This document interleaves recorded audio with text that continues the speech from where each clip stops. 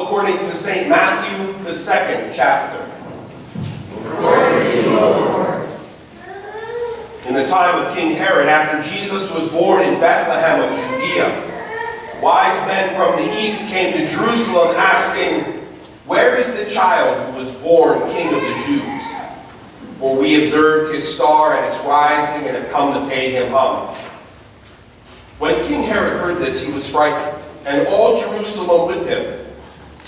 And calling together all the chief priests and the scribes of the people, he inquired of them where the Messiah was to be born. They told him, "In Bethlehem of Judea. For so it has been written by the prophet, 'And you, Bethlehem, in the land of Judah, are by no means least among the rulers of Judah. For from you shall come a ruler who is to shepherd my people Israel.' Then King Herod secretly called for the wise men and learned from them the exact time when the star had appeared. Then he sent them to Bethlehem, saying, 'Go and search diligently for the child. And when you have found him, bring me word so that I may also go and pay him homage.' When they had heard the king, they set out, and there ahead of them went the star that they had seen at its rising, until it stopped over the place where the child was. When they saw that the star had stopped, they were overwhelmed with joy. On entering the house, they saw the child with Mary, his mother, and they knelt down and paid him homage. Then opening their treasure chests, they offered him gifts of gold, frankincense, and myrrh. And having been warned in a dream not to return to Herod, they left for their own country by another road. This is the gospel of the Lord. Praise to you, Lord Christ. You may be seated.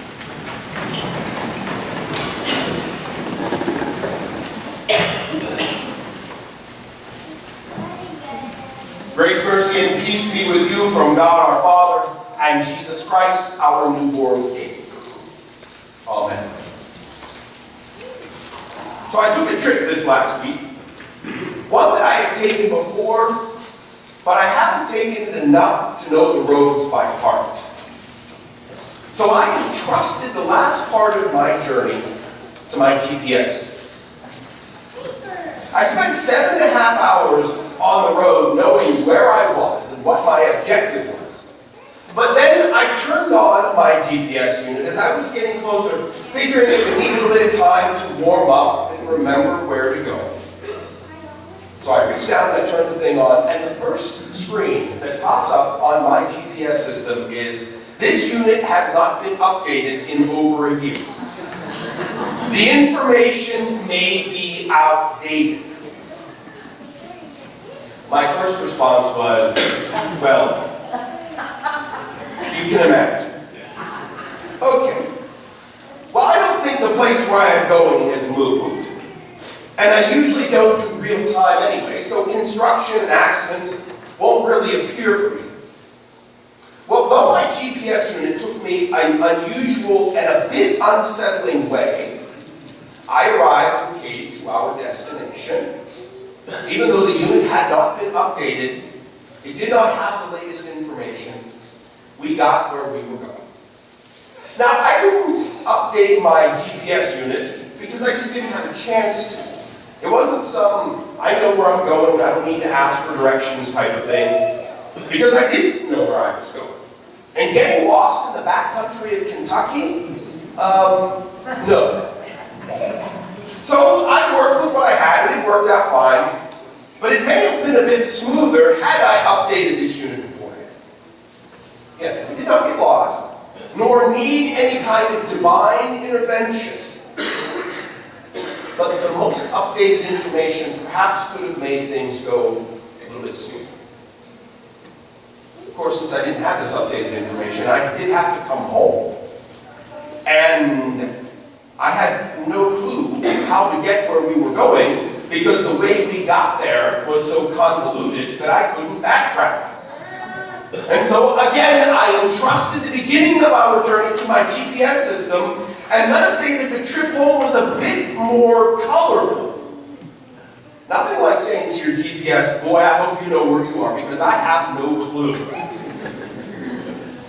driving on some road looking for that homemade moonshine stand outside. Or the unit continually saying every mile, keep driving on this same road, as if the thing was trying to encourage itself. You know? Yeah, let's just keep going this way. I was waiting for it to actually just say, you know what, pal, I'm lost, good luck, hook me in when you get to the interstate.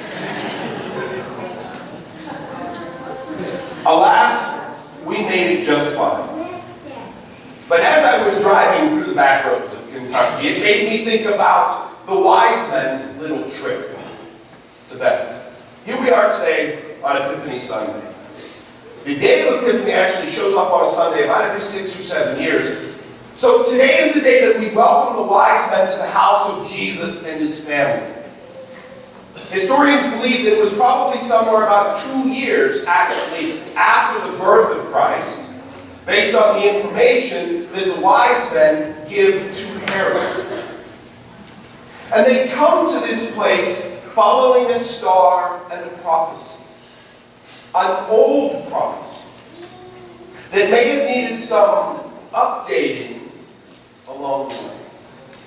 They follow this star as foretold them, and as they're following this star, they decide to take a slight turn to visit the king. Now, if they had a GPS system, the GPS would be saying, recalculating, don't go down that road. But this would have been the custom. This would have been the custom that when a king or an emissary from a foreign land comes into another territory, they go to the house of the king. But this is not necessarily the wisest thing that they could have done, since this king was a megalomaniac and a puppet of Rome. So when they arrive at Herod's palace, they ask for directions, as though having a big star in the sky going forward wasn't enough. They go and they ask for directions out of this custom that was a bit out of date. For the visit to Herod by the wise men set in motion some pretty traumatic events. And ultimately, the wise men did require some divine intervention. The wise men get their directions, but lo and behold, there's the star out there in front of them, and they follow the star, and they end up at Jesus' feet, they worship him, give him gifts, and then they depart. And had they followed tradition and custom, had they worked in the outdated information, they would have gone back to Herod. Had God not sent a quick little update to them, they would have left and gone back to Herod and told Herod where Jesus was. But alas, they go back a different road, because God did send that little last-minute update. Now, had they just followed the star, they would have skipped the visit to Herod. The Holy Innocents wouldn't have happened, that being the story of Herod executing all boys in Israel 2 years and under. Nor would the flight of Egypt had to happen, because Herod would have had no knowledge of the birth of Jesus. This was not intentional. It was tradition. It was how emissaries worked in one nation to another, because they were working under information that was not fully up to date. Had they had that up-to-date information, a number of difficult things would not have come to bear. And it is in the dream. It is in the dream that God sends them a different way. We actually do not see that the wise men had any idea of Herod's intentions, other than coming to want to worship the newborn king. But God.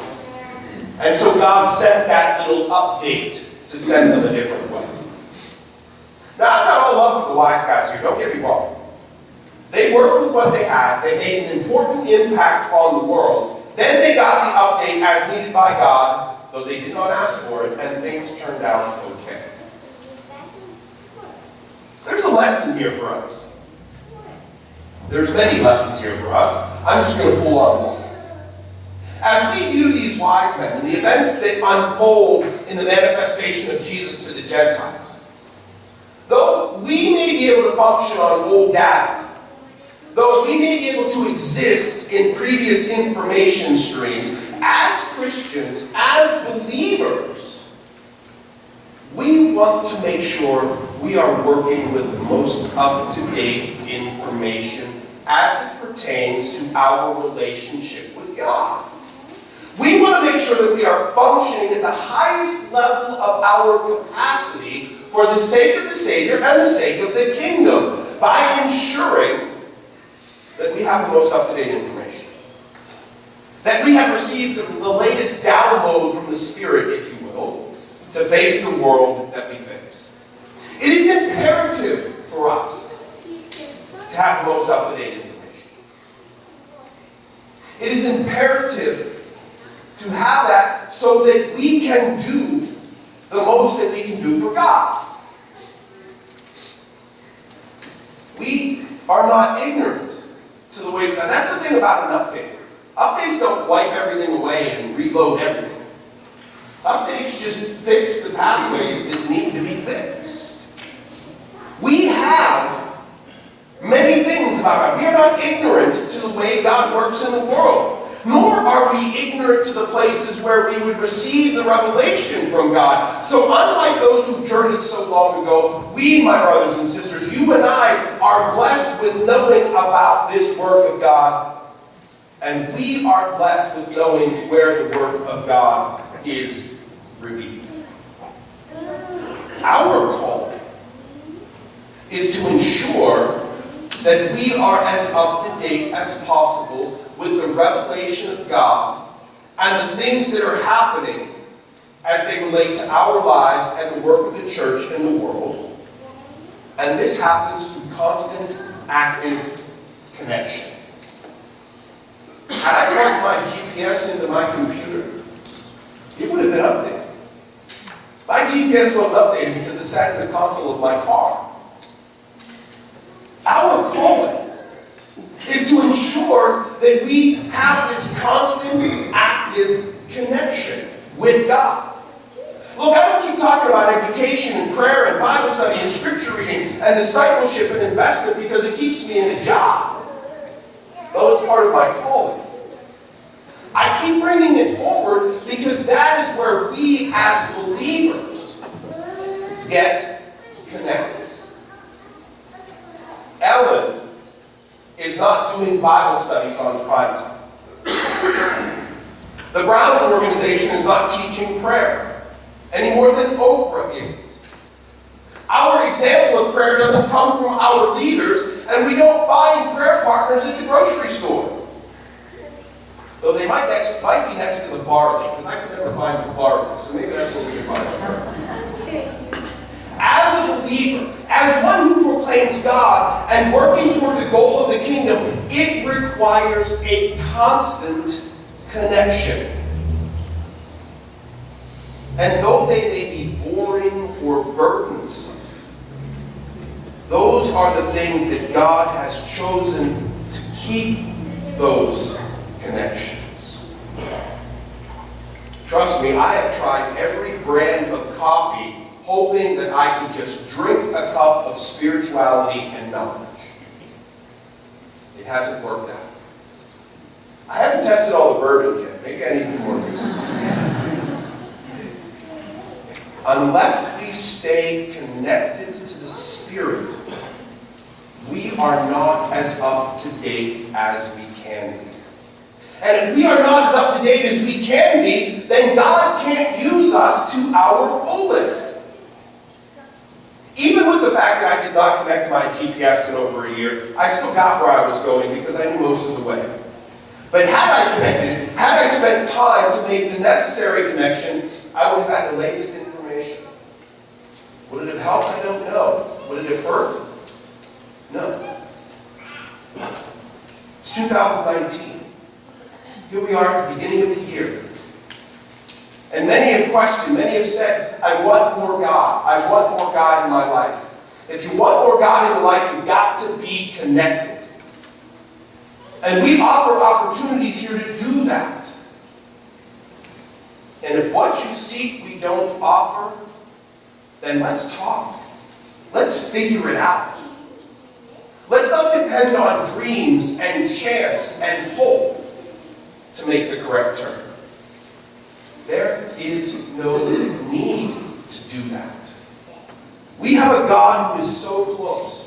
We have a God born in the manger. We have a God died on the cross, rose from the dead. We have a God who is infused into our every cell.